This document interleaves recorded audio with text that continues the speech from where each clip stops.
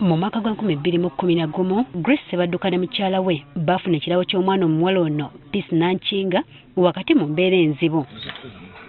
Ng'atandise okusoma bamutwala mu ssomero eryali okumpi n'amaka gaabwe okutuuka mu kibiina ekisooka lwe yabalemerera. Bwe yatandikira okusoma nga amaze okutandika okubeera mu P1 Nassale bwe bamumpeera okutuuka mu P3 ne tubeerako naye wano ng'agenda n'akomawo ng'ali mu kusoma. Ng'asomera wa? Ng'asomera Bulindo ewa Mountain Elijah.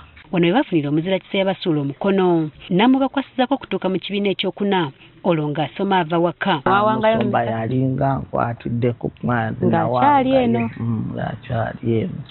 Oluvannyuma n'abanga ndowooza mu P3 yagambira nti leka tumutwale asomenga ng'aviira wali. Mu kiseera ekyo omuzira Kiseera yabayambako ku mwana yasenguka. Wamma ekyokukola ne kibabula olwo amaaso ne gaddamu buto okubamyuka anti muwala waabwe nga tamanyi kyakumukolera. Kubanga ye yali akyusizza, yali abeera sayidi zeeyo Buwambo.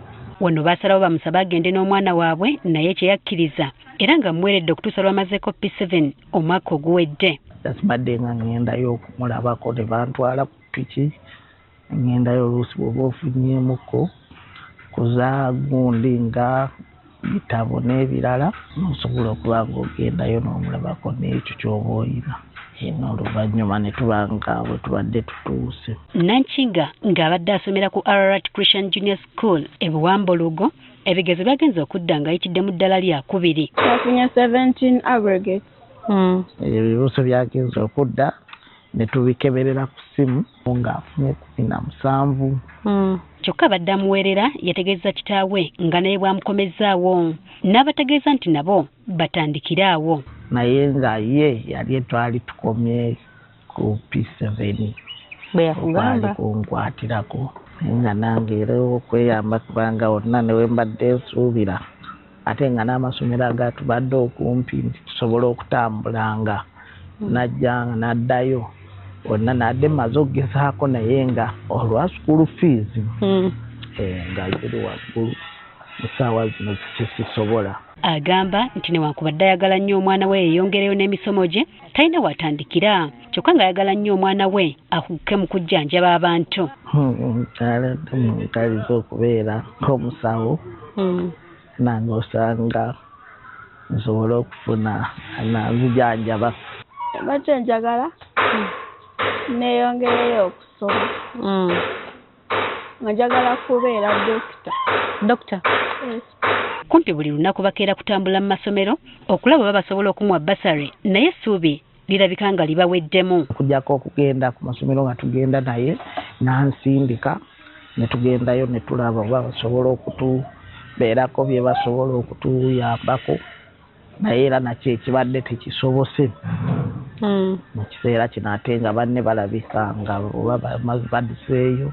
Musajja wattu ono abeera n'abaana be 3 ng'omukyala yabalekawo mbu yagenda kukola. Ebyakola bye bisinga ennyo okubanga baba bagenze ng'okukola tasobola kubeera nga oluusi avaayo n'abeera ng'afuna emirimu egy'okwoza egy'okukola kutya. Naye kati mu kiseera kino emirimu egitakyaliwo nnyo naye ng'abeerako byakola n'abeera nga atambula n'agenda n'akola. Bano basula mu nnyumba eno gy'agamba nti naye esulirira kubagwira. Wano waawo oba bakuwa buyo omuntu nti zimba. Taata yaleka mbadde nga tannafa. So omuzibu gwensinga okuyita mu ndowooza ekyokubiri yalibadde ennyumba n'okutonnya kwa amabaati. Mu kiseera kino bano okufuna ekyokulya balirwana baabwe be babayimirizaawo. Ono basabidde abazira Kisa okubadduukirira Nankinga asobole okweyongerayo n'okusoma. Nsaba abalabi ba Spark TV bonna babeera basobola okunkwatirako newankubadde n'ebirala naye eky'omwana nga kyo kiri kyo naalibadde nsinga nnyo okulaba ng'afuna ayinza okunkwatirako ndabe ng'asobola okusoma naffe tusome ng'abaana abalala. Batuyambe kubanga badde nkyayagala okusoma. Nde njagala somera ku Standard High School. Ediruddawo? Dilizana. oyo yenna adduukirira omwetaavu abeera awoze Katonda ebbanja. Bwetyo Bayibuli bw'egamba mu Ngero essuula y'e14 olunyiriri olwa 31, kale nawe essuula Ssebuggwawo omukono Omukama akuddizeewo olw'okuyamba omwetaavu. Jennifer Kabale agafeeyo ku Spark TV.